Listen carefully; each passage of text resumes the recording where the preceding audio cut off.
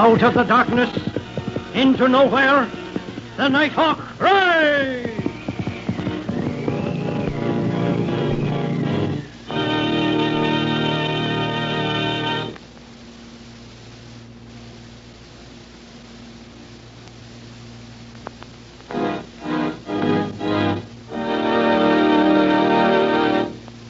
Far in the northwest, hidden among the towering peaks of the Cascade Mountains, lies a little valley. Around it are mines, some fabulously rich and some forlorn and deserted, pathetic markers of the end of some forgotten prospector's dream.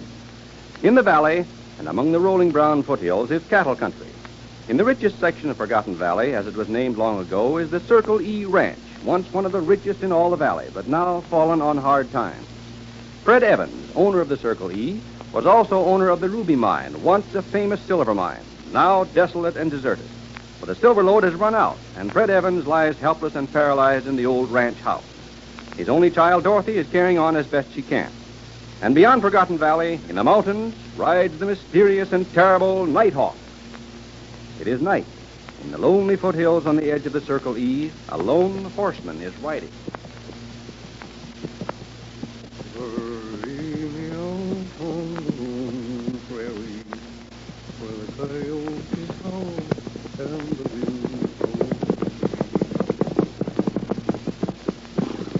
Who's there? Who is it? Are you Pete Steele, foreman of the Circle E? Yep, that's me. Who are you and what do you want? Just wanted to talk to you for a minute, that's all. Well, I don't usually stop to talk with strangers at 11 o'clock at night on a lonely road. I'd much rather you stop and talk in a perfectly friendly fashion like this than for me to have to make you stay. Make me stay? Why, Don't move, Steele. Please. You're covered. Oh. I'd hate to have an accident happen. Oh, I see. Well, it looks like I stayed on it. Now, that's much better. All right, now, what do you want? I want to talk about the affairs of Circle E. You see, I'm a friend of Miss Dorothy's. It's sort of a funny way to show it, ain't it? Holding up a foreman. All for a very good purpose, I assure you. Well, I might as well warn you that I don't make it a practice of talking about Miss Dorothy's affairs. I'm glad to know that. It shows that you're the kind of a man who ought to be working for her. Ought to be? Why, I've been there ever since Miss Dorothy was learning to walk. That's nigh on to 23 years. 22 years and 5 months, to be exact. Hey, seems like you know as much about Circle E as I do. Perhaps I do. Miss Dorothy is having a pretty hard time keeping things going, isn't she? Well, some people might call it that. And Sam Blackman has a mortgage on the holdings back of the old mine. Yeah, I guess that's pretty common knowledge. He's threatening to foreclose it. Isn't that right? Say, what do you need to ask me questions for? You know as much about it as I do. I just want to verify what I knew, that's all. You might take a message to Miss Dorothy for me, though. Yeah, what kind of a message? Tell her that even if the land doesn't seem valuable to her now, to hang on to it at all costs. That's all. Say, wait a minute. Who are you and what's your name? I can't tell you my name, but some people call me the Nighthawk. Come on, Cyclone. The Nighthawk? Lordy gee. Come on, boy. Come on, boy.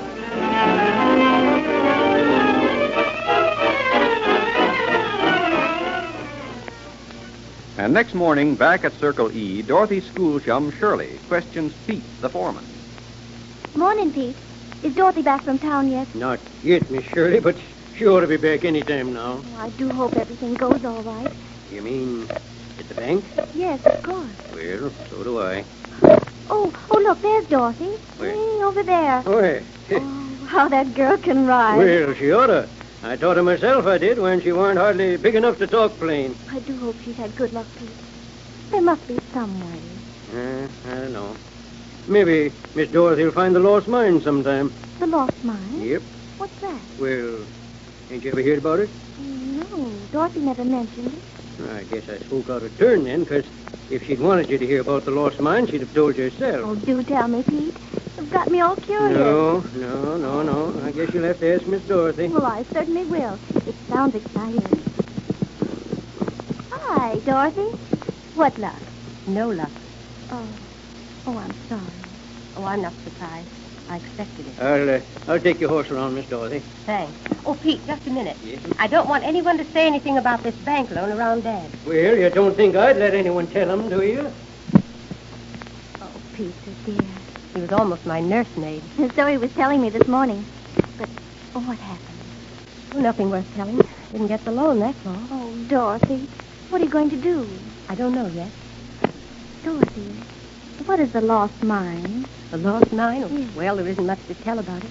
Personally, I don't think there is such a thing as a lost mine. But come up on the porch. Now, I'll tell you all about it. Well, real or not, it sounds fascinating. Oh, no, you take the hammock, darling. You've had a long, tiring ride, and you need the rest. Well, I never get tired. Well, now, you tell me the whole story. Well, it began just a few years ago. One morning, soon after I arrived home from school, Dad called me into his office right after breakfast.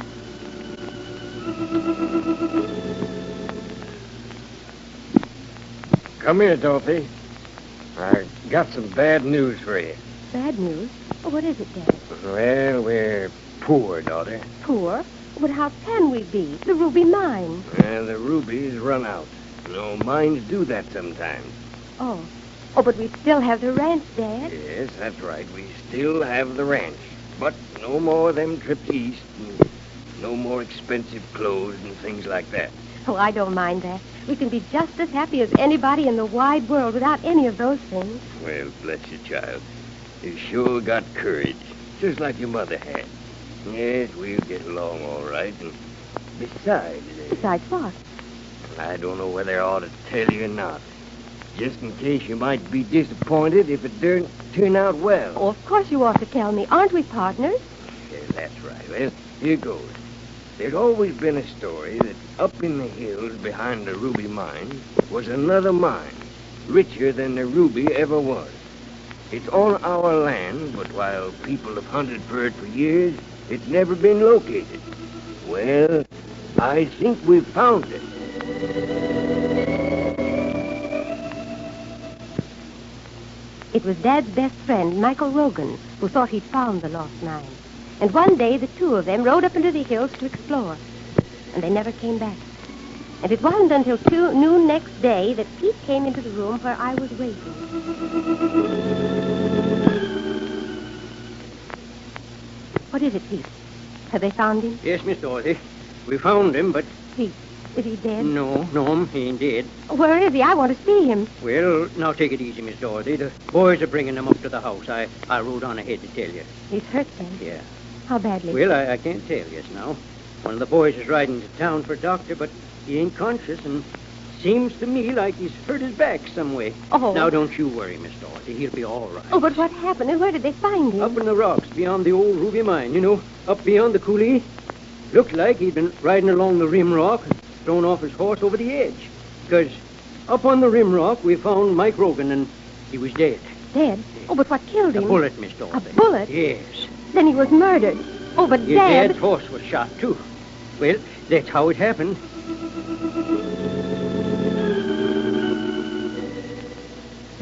And you've never found out what happened? No, And you've never found out any more about the lost mine? nothing at all. There was another funny thing, though. Michael Rogan had a son a little older than I am. We used to play together when we were kids. He went away to school before I did. He never came back. Never came back? No, he was away when it happened, and he simply disappeared. No one knows what happened to him. That's queer. Well, you know, I thought that perhaps Dad and his partner had found something. Rogan had let his son know about it, and the murderer did away with him, too. Oh, how terrible. It seems hard to imagine such things happening in such a peaceful place, Forgotten Valley. Forgotten Valley has never been a peaceful place since the first silver was found here. You're going to have a visitor. So I am. I wonder who it is. I can't see from here. Maybe it's the Nighthawk come to pay a social call. You're too romantic, Shirley. Oh, but such a romantic bandit, Dorothy. Romantic fiddlesticks. Besides, I can see who it is now. It's Sam Blackman. Oh, that man. Well, I'm going in the house. And besides, you'll want to talk business with him. You can call me when he's gone. Morning, Miss Evans. It's a beautiful day, ain't it? Yes, very. Won't you come up and sit down? Why, thanks, I will.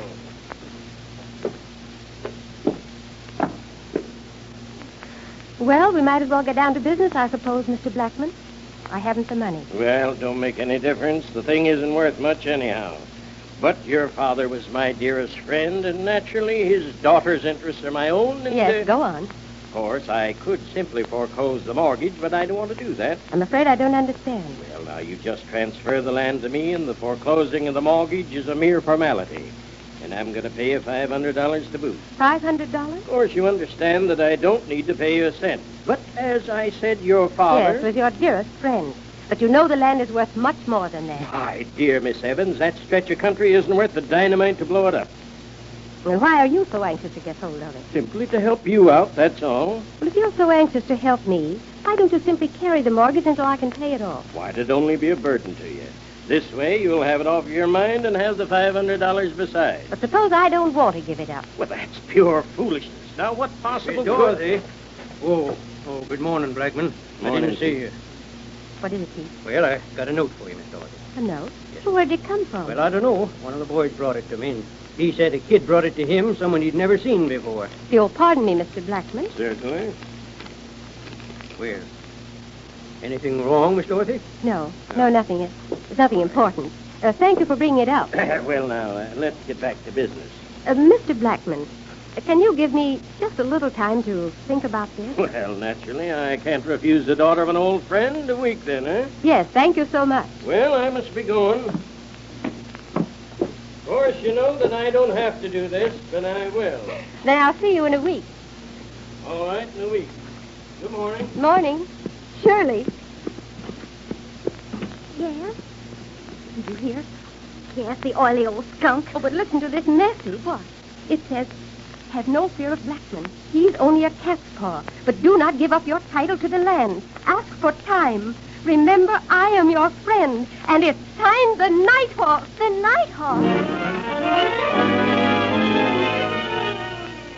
The note read, I am your friend, and was signed by the Nighthawk. But is he Dorothy Evans' friend, or is he trying to get the mining property for himself? Will Blackman foreclose on the mortgage? Is there a lost mine?